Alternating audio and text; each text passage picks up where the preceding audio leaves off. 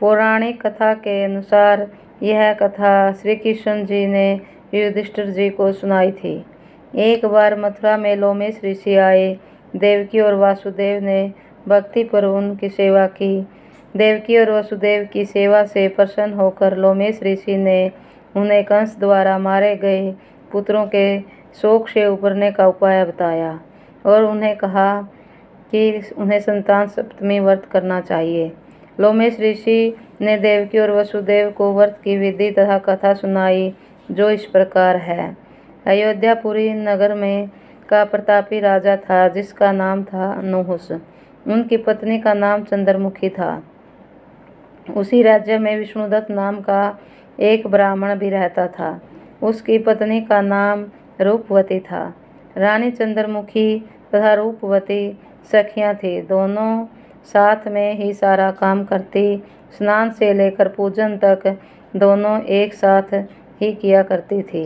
एक दिन सरयू नदी में दोनों स्नान कर रही थी और वहीं कई स्त्रियां स्नान कर रही थी।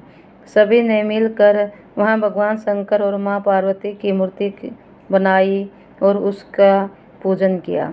चंद्रमुखी और रूपवती ने उन स्त्रियों से इस पूजन का नाम और विधि बतलाने को कहा। उन्होंने बताया कि यह संतान सप्तमी व्रत है। यह व्रत संतान देने वाला है। यह सुनकर दोनों सखियों ने इस व्रत को जीवन भर करने का संकल्प लिया। लेकिन घर पहुंचकर रानी भूल गई और भोजन कर लिया। मृत्यु के बाद रानी वानरी और ब्राह्मणी मुर्गी की योनि में पैदा हुई। कालांतर में दोनों पशुओं योनि छोड़कर पुनः मनुष्य योनि में आए। चंद्रमुखी मथुरा के राजा पृथ्वीनाथ की रानी बनी तथा रूपवती ने फिर एक ब्राह्मण के घर जन्म लिया।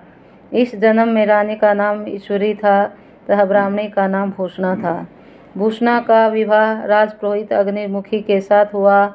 इस जन्म में भी उन दोनों में बड़ा प्रेम हो गया, लेकिन पिछले जन्म में व्रत करना भूल गई थी, इसीलिए रानी का इस जन्म में संतान प्राप्ति का सुख नहीं मिला।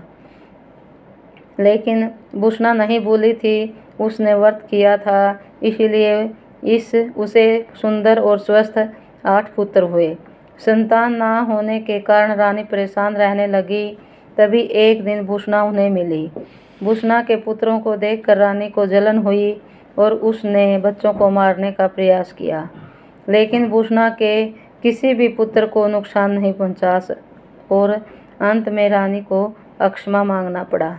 भूषणा ने रानी को पिछले जन्म की बात याद दिलाई और कहा, उसी के प्रभाव से आपको संतान प्राप्ति नहीं हुई है और मेरे पुत्रों को चाहकर भी आप नुकसान नहीं पहुंचा पाई।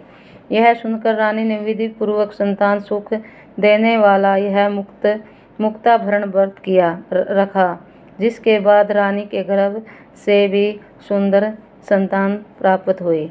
जय हो संतान सप्तमी माता की जय हो, माँ शेरावाली माता की जय।